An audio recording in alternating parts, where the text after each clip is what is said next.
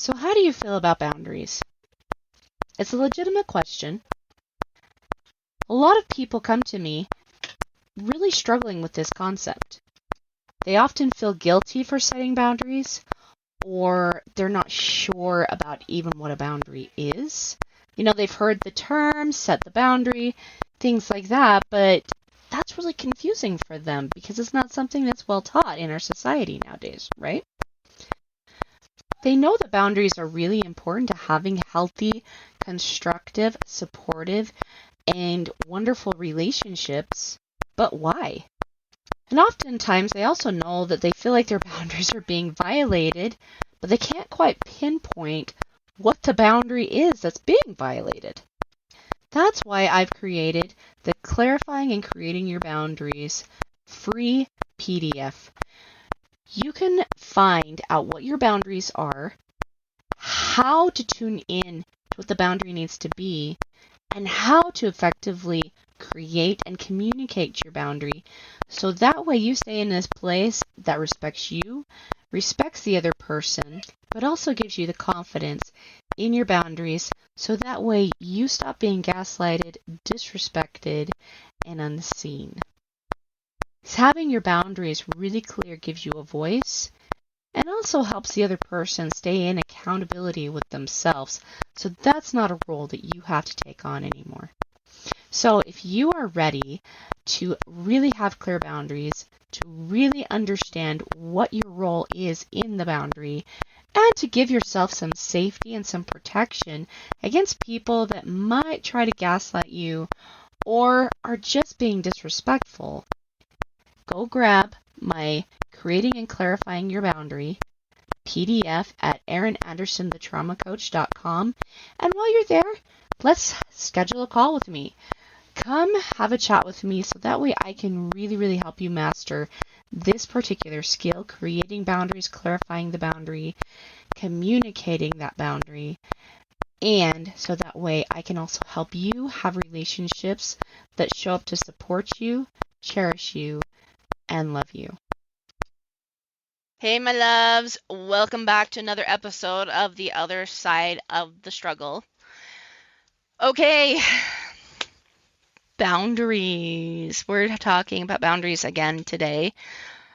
Now, again, don't forget, if you guys want more information about boundaries, I definitely suggest you go listen to my other podcast, Bold Hearts and Big Moves, because especially right at the very beginning, I talk about boundaries and the different types of boundaries that we have and how they play into our lives. So go check out those episodes, especially if you're curious about the 7 different types of boundaries, how to know if a boundary is working or how to know if it's not.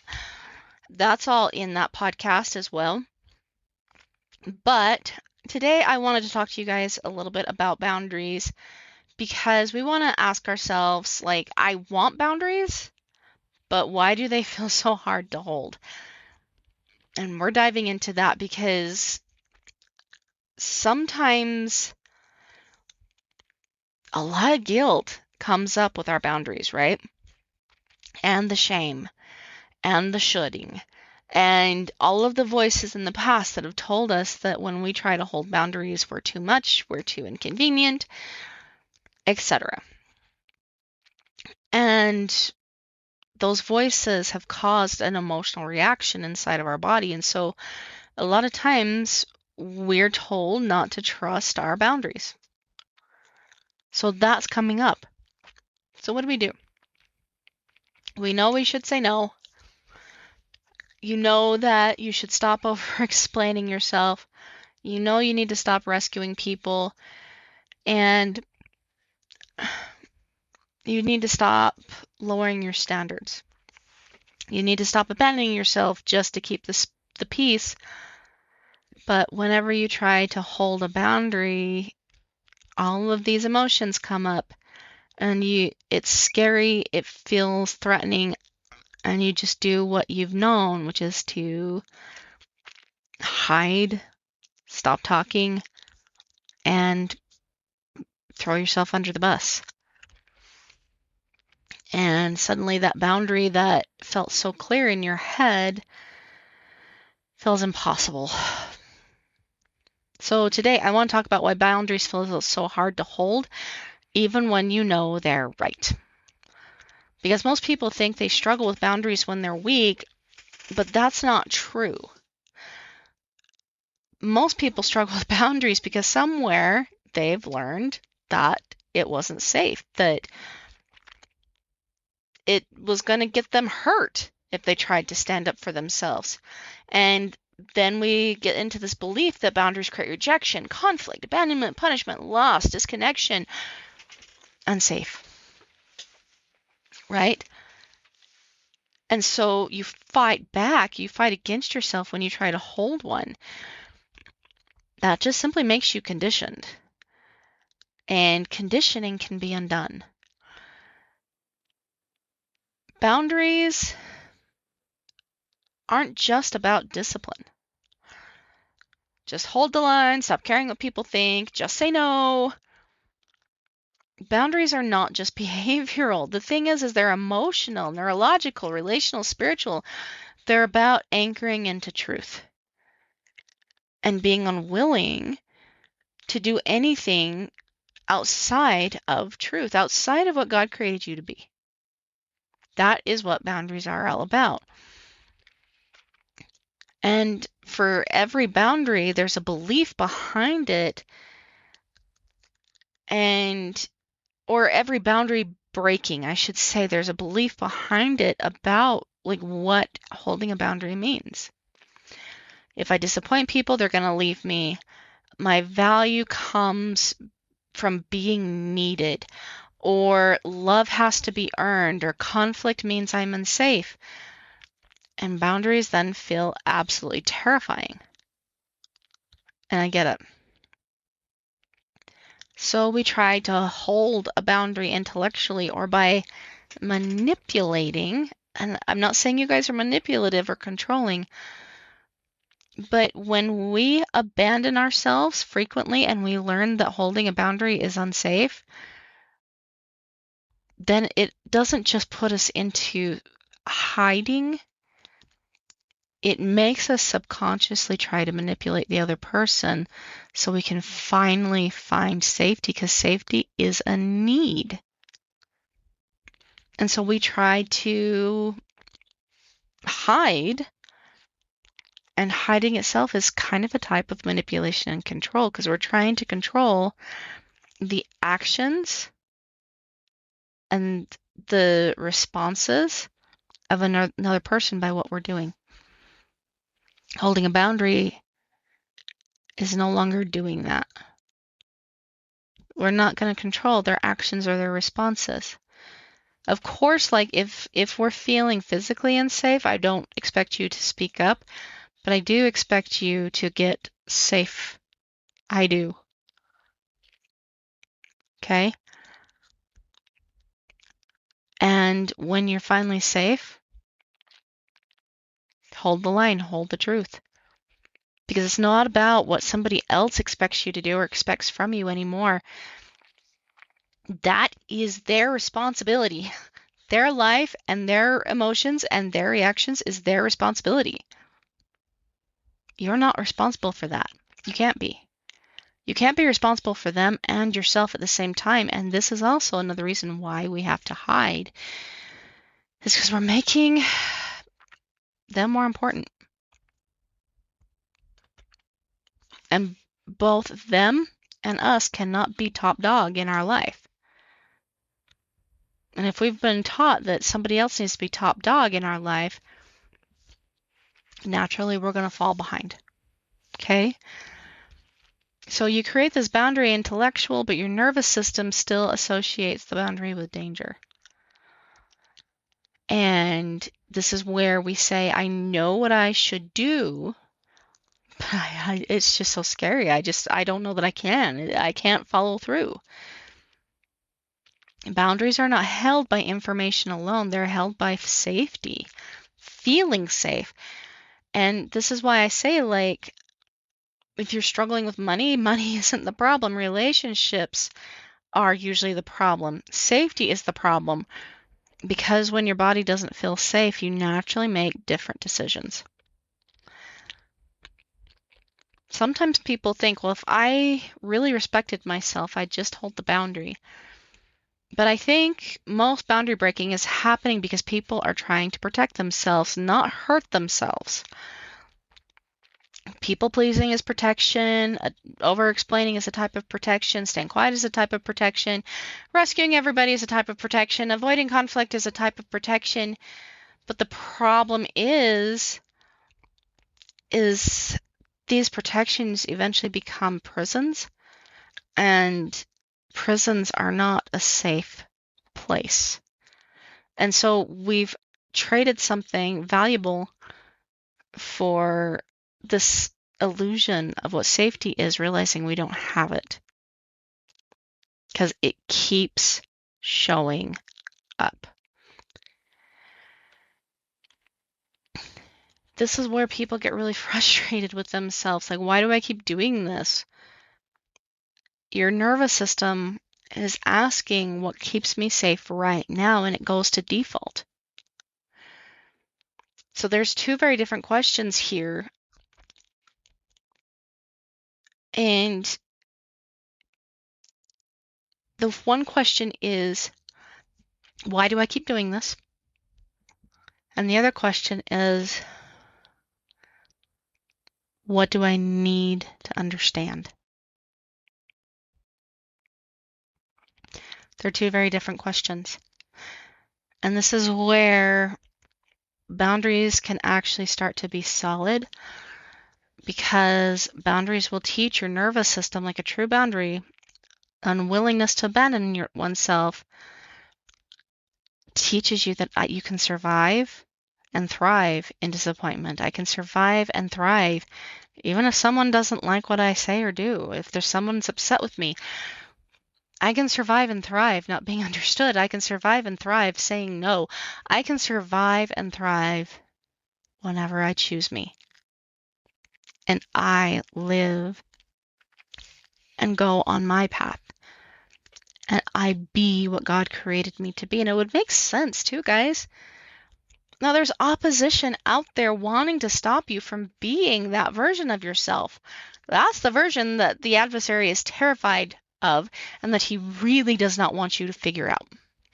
Because if you get there and you figure out why you are here and what you are, that's the scariest thing in the world to him. Because not only do you kick him to the curb, you teach other people how to do it. And his influence becomes less and less and less. It's why boundaries are so important, being who God created us to be. And that's powerful. Every boundary you hold becomes evidence to you that you're safe with yourself and you're safe in God's arms, that He's got you. And that trust changes everything. Because if you don't trust yourself, you're not going to trust your decisions, your voice, your instincts, and your creation, what God created you to be. A lot of women say they trust God, but then they don't trust the part of themselves God is trying to lead. And that's true for men too, by the way. So let's talk about the guilt that comes up when you try to hold a boundary. Because guilt is one of the biggest reasons people decide to abandon their boundaries and jump ship. And I want you to hear this, because guilt does not automatically mean guilt does not automatically mean you're doing something wrong. It just simply means that you're doing something different. And it's asking, this is your body asking, are we safe? Okay? And you get to show your body that yes, you are. If your identity has been built around being available, agreeable, self-sacrifice, and needed, boundaries are going to feel a lot like betrayal.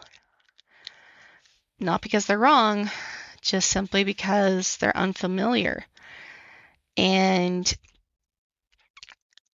it's going to sound a little bit like this doesn't feel like me. But this is where I'm going to say, then you need to define what you is.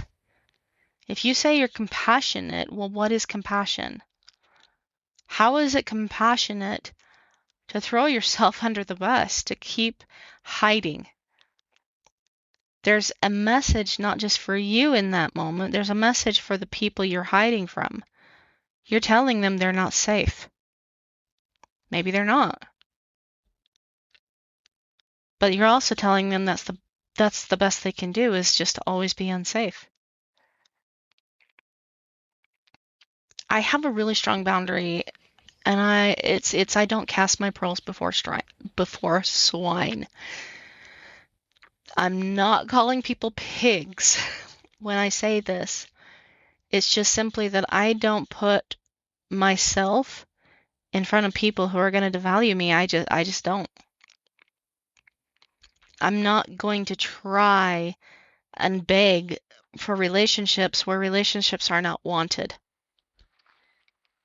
I'm not going to be begged to be seen by people who do not want to see me. Because if people are going to be in my circle, they get to be the very best versions of themselves, because I want them to like themselves whenever they're around me, not loathe themselves. And they can't do that if every single time they're around me, I hide or tell them that that's the best they can do. That's not compassion. Compassion is seeing the most true version of them and holding that standard for them. Sometimes that looks like having really uncomfortable conversations. Sometimes that looks like calling people out when they're out of alignment. But it's still their choice whether they get back in alignment or not. I can't make decisions. I cannot act for someone. So when I say I don't cast my pearls before swine, it means that I keep my value where value is appreciated. We'll be back after a quick break. Are you a faithful listener to the other side of the struggle? Have you loved the other side of the struggle for as long as you've been listening to it? Have you been waiting and begging for more episodes to come out? Well, good news. Come 2026, the very first part, the other side of the struggle is coming back better than ever, better than it's ever been, just for you listeners. So now you can heal your trauma in ways that you've never realized were possible before. So tune in, 2026, we're coming back.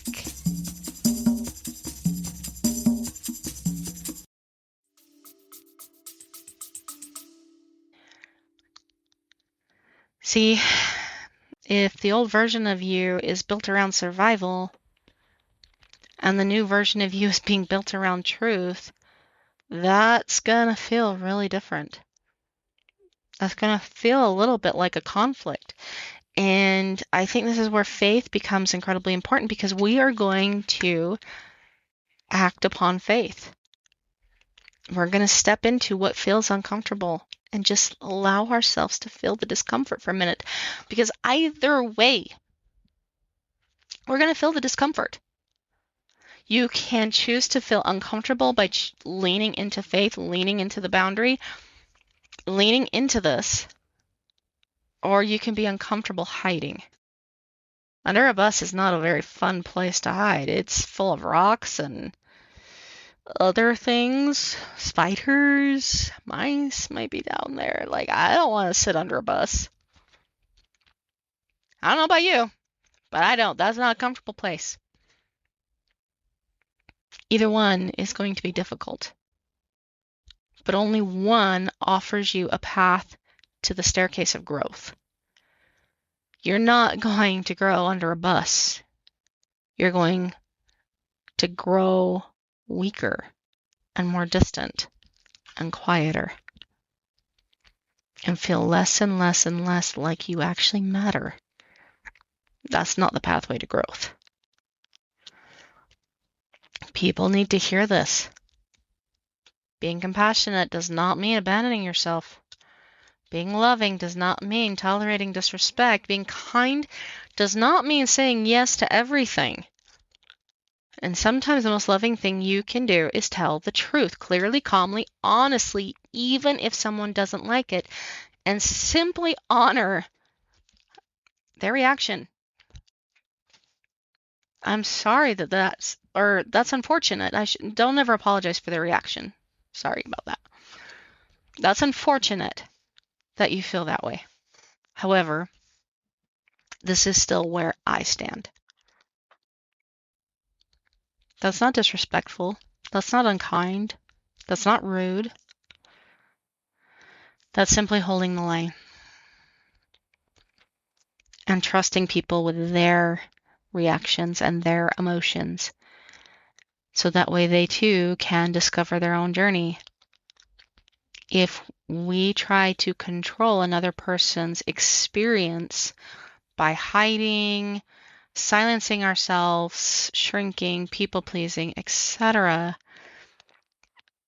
we are in a sense trying to take away from them the opportunity to grow too. I'm not willing to do that, and I don't think you are either.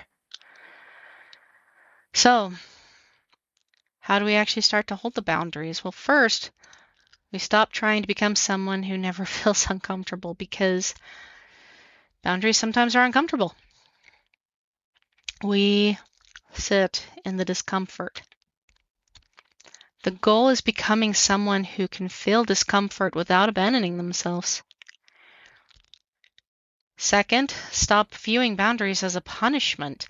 Boundaries are simply clarity. They are simply you being authentic to yourself and authentic to God. Being what God created you to be, and not abandoning God and yourself simply because someone demands it from you. The Pharisees and the Sadducees did this to Christ. They wanted him to conform and to be more comfortable so they didn't have to change. They hated being in his presence because his very presence invites change. So they wanted him to conform. They wanted him to change. They wanted him to silence himself. He refused. Can you imagine where we would be if he people pleased? And if he showed up to conform to the standards of someone else and not the standards that God had created for him when he created Christ? When he showed up for himself, he showed up for the world. And the same is true for us. Boundaries are clarity, they're communication, they are self-respect in action. How I live inside my values and standards in a way that allows me to feel proud of who I am matters. That's what boundaries are, that's it. You need identity-based boundaries, not emotion-based boundaries. Emotions are going to fluctuate, but identity will anchor. This is who I am. I am honest. Well, define honest. What does that look like? I'm respectful. Define respect. What does that look like? I am my own best friend. How does a best friend treat you? How do you treat your best friend? Give that to yourself. I am someone who protects my peace. What is peace? What is protection? I am someone who listens to myself. What is someone who listens to you? How do you know they're listening? What do they do? I am someone who follows through. All of these things, they are I am statements, and they deserve definition. Because when you have definition, you can see the action. And when you have the action, then you can gain the result. Now your decisions become clearer because you stop asking what will make everyone else happy, and you start saying and asking what aligns with me and God. If I'm in a partnership with Him, what is in alignment and what is in authenticity? That's where consistency is built, and that's where confidence is built too. Not from protection, but from self-trust, and that self-trust also leads to trust in God. Boundaries also affect your money story deeply, because when you struggle to hold on to boundaries, you struggle to charge what you want if you've got a business, say no to people who demand money from you, also saying no to draining clients. You overgive. It stops you from asking for support and help. It stops you from receiving that help, and it stops you from holding standards consistently. And eventually, your way of life, your business, your finances start to reflect your internal boundaries. They will. And your relationships do too, because people rise and fall to the standards that we consistently hold. And if our emotions are all over the place, and we're saying our boundaries are emotional, then our boundaries are going to be all over the place. But this is why boundaries are not walls. They're simply invitations. They teach people how to love you, respect you, work with you, and have access to you. And when you start holding healthy boundaries, you start creating relationships that are built on trust, respect, mutual respect. And when that happens, you start feeling seen, heard, appreciated, and valued. And isn't it interesting that money is a type of value? And that whatever we say with money, like the words we use in money, are also the exact same words we use to describe ourselves and our relationships. Money is a direct reflection of that, my loves. Money flows where self-trust exists. So if boundaries feel hard for you right now, I don't want your takeaway from this episode to be, I need to try harder. I want your takeaway to simply be, my nervous system is learning something new. Every single time you hold a boundary, you're teaching yourself that my voice matters, my needs matter, my peace matters, my values matter, I matter, and I've got my back. That's really big. Because when you know you've got your own back and you've got self-trust, that's where safety lies. And over time, your body starts to realize that I'm still loved, I'm still safe, and that the universe itself is here to support me. Maybe you become more of yourself and more truly in love and alignment with yourself than you've ever been before. And that's the beautiful thing about the unbreakable boundary. Is even if sometimes, see, like one of mine, I'm deeply respectful. I am deeply respectful. I had to clarify and define what respect looked like. But there are times that slips, and sometimes that invites drama in. When that drama comes in, it's an invitation for me to say, oh, that respect boundary slipped, right? And I just get to come back to it, and that's what makes boundaries unbreakable. It isn't that somebody else respects it or not, it's that we respect ourselves enough to always come back to it. Even if we slip, we still come back to it. They don't disconnect you from yourself. They actually connect you again and again and again to yourself. So, if you liked this episode, feel free to share it. And if you want to go deeper, or if you want some personalized help, please get on that call with me. I would love to help you personally craft your boundaries and help you on your next steps, because this is the foundational work for everything that we want in life. If we say we want something, there's a version of us that actually has that. And then we have to sit down and say, okay, what boundaries does that person have? Who is that person? And get clear. I want to help you do that.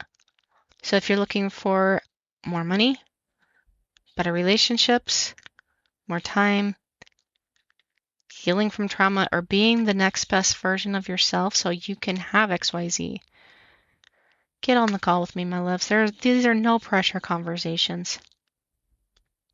If you want help, let me help you with your next steps. All right, my loves. Until next time, I'll see you on the other side. Bye.